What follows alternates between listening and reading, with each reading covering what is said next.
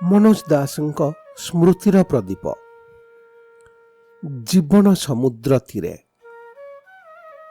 କଲିକତାରୁ ପ୍ରକାଶିତ ନବରବିର 1976 ନବବର୍ଷ ସଂଖ୍ୟାରେ ପ୍ରକାଶିତ ଏ ଲେଖା। ମୁଁ ପାଠ କରୁଛି ସମୀର ରଞ୍ଜନ ଦାସ। ନବବର୍ଷ ସଂଖ୍ୟା ସକାଶେ ପ୍ରବନ୍ଧ ଲେଖିବି ବୋଲି ପ୍ରତିଶ୍ରୁତ ଥିଲି। ଏକ ଓଜନିଆ ସାହିତ୍ୟ ପ୍ରବନ୍ଧ ଗଠନ ପାଇଁ ଉପକରଣମାନ ମଧ୍ୟ ସଂଗ୍ରହ କରିସାରିଛି, କିନ୍ତୁ ଲେଖିପାରୁନାହିଁ। କାରଣ ଅତି ସରଳ। ଓଜନିଆ କଥା ଶୁଣିବା ବିରୁଦ୍ଧରେ ଯେମିତି, କହିବା ବିରୁଦ୍ଧରେ ବି ସେମିତି ଥରେ ଥରେ ମନ ବିଦ୍ରୋହ କରେ। କହେ, ଜ୍ଞାନ ସବୁବେଳେ ଯେ ଓଜନିଆ ହେବ ଏମିତି କିଛି କଥା ନାହିଁ। ଆପାତତଃ ମନ ଏକଥା କହିବାର ଏକ ସୁଯୋଗ ପାଇଗଲା ଗତ ସପ୍ତାହରେ। ସେଦିନ ମୁମ୍ବାଇ ନଗରୀର ଜଣେ ବିତ୍ତଶାଳୀ ବନ୍ଧୁ ଦିବାହାର ପାଇଁ ଓର୍ଲି ସମୁଦ୍ର ଉପକଣ୍ଠସ୍ଥ ତାଙ୍କର ପ୍ରାସାଦକୁ ନିମନ୍ତ୍ରଣ କରି ନେଇ ଯାଇଥିଲେ। ତଳମହଲାର ସୁସଜ୍ଜିତ ପ୍ରଶସ୍ତ ବିଶ୍ରାମ କକ୍ଷରେ ମୋତେ ନାନା କିସମର ଚିତ୍ରକଳା ଓ ସୌଖିନ ପତ୍ରପତ୍ରିକା ଗହଳରେ ମହଜୁଦ କରିଦେଇ ବନ୍ଧୁ ପୋଷାକ ବଦଳାଇବା ପାଇଁ ଉପର ମହଲାକୁ ଚାଲିଗଲେ। ସେ ବିଶ୍ରାମ କକ୍ଷର ବହୁ ଲୋଭନୀୟ ଆକର୍ଷଣ କିନ୍ତୁ ମନର ଉଦାସ ଭାବରେ କିଛି ପରିବର୍ତ୍ତନ ଆଣିପାରୁନଥିଲା। ସେ ଉଦାସ ଭାବ 2 ଦିନ ତଳର ଏକ ମୃତ୍ୟୁ ଜନିତ, ଯାହାଙ୍କ ମୃତ୍ୟୁ ତାଙ୍କ ସହ ବ୍ୟକ୍ତିଗତ ପରିଚୟ ନଥିଲା। ପରିଚୟ ଥିଲା ତାଙ୍କ ପ୍ରତିଭା ସହ। ସେ C.H. ଆତ୍ମା, ସାଇଗଲ କଣ୍ଠ, ପ୍ରୀତମ ଆନ ମିଲୋ ଭଳି ପ୍ରଖ୍ୟାତ ଗୀତମାନଙ୍କର ଗାୟକ। 1975 7 ତାରିଖ ଡିସେମ୍ବର ପ୍ରଭାତରେ ମୁମ୍ବାଇର ଏକ ହୋଟେଲରେ ବସି ସମ୍ବାଦପତ୍ରରେ ପଢ଼ିଲି, ପୂର୍ବ ରାତିରେ ଆତ୍ମାଙ୍କର ପରଲୋକ ହୋଇଯାଇଛି। ଏ ସମ୍ବାଦ ପଢ଼ିବାର 4 ଘଣ୍ଟା ପରେ ମୋ ହୋଟେଲ ସାମ୍ନା ଦେଇ ଏକ ଶବ ଶୋଭାଯାତ୍ରା ଯାଉଥିଲା। ସେତେବେଳେ ମୋ ସହ ଗପ କରୁଥିବା ଜଣେ ସ୍ୱନାମଧନ୍ୟ ଚିତ୍ର ନିର୍ଦ୍ଦେଶକ ଝରକା ଦେଇ ତଳକୁ ଚାହିଁ ଦେଇ ଚିତ୍ର ଜଗତର କେହି ଜଣେ ମରିଗଲେ ବୋଲି କହିଲେ। ସଙ୍କୋଚ ଭରେ ପଚାରିଲି, C.H. ଆତ୍ମାଙ୍କୁ ନିଆ ହେଉନାହିଁ ତ? ସେ ପୁଣି ଥରେ ଅନାଇ ନେଇ ହଁ କହିଲେ। ଶବ ଶୋଭାଯାତ୍ରାରେ ଥିଲେ ମାତ୍ର 15 ଜଣ ସରିକି ଲୋକ।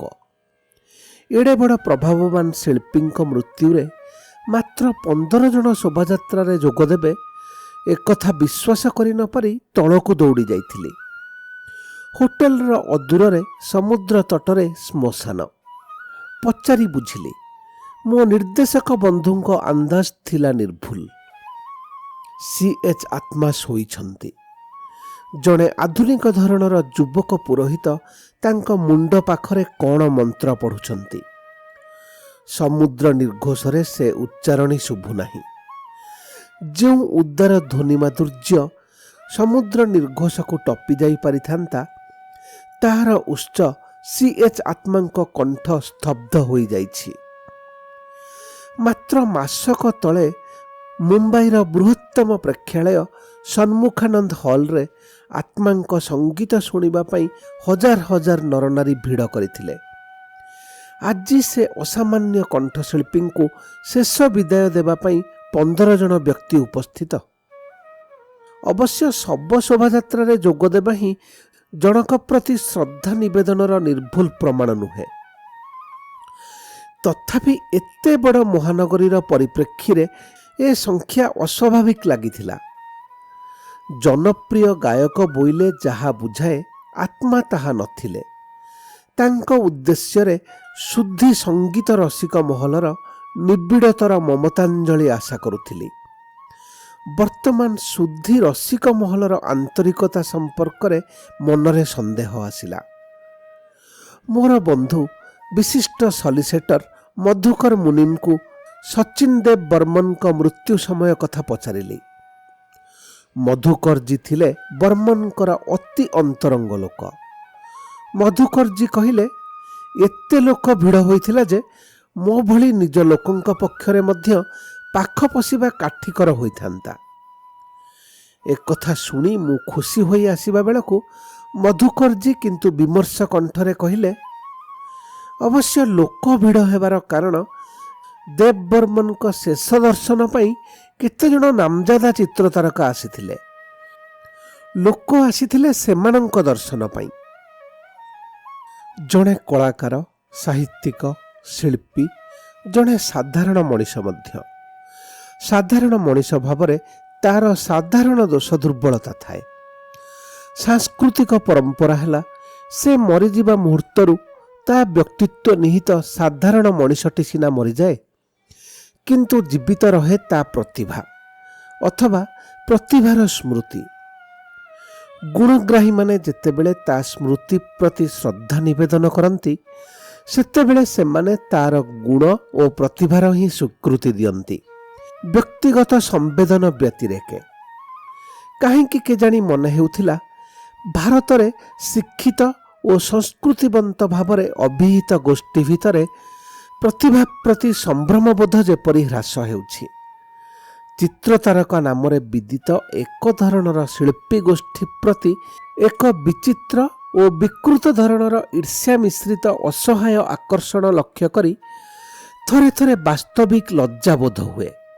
ଏହିପାଇଁ ଯେ ପ୍ରକୃତ ଗୁଣୀ ଶିଳ୍ପୀମାନଙ୍କ ପାଇଁ ଆମେ ତାର କିୟଦଂଶ ଆକର୍ଷଣ ଅନୁଭବ କରନ୍ତୁ ହେଲେ।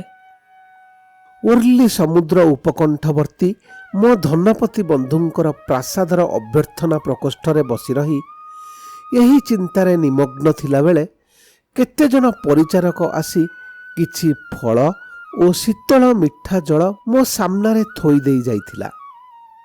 ହଠାତ୍ ଏକ ଅପରିଚିତ କଣ୍ଠରୁ ଶୁଣିଲି, ଖାଆନ୍ତୁ ନା।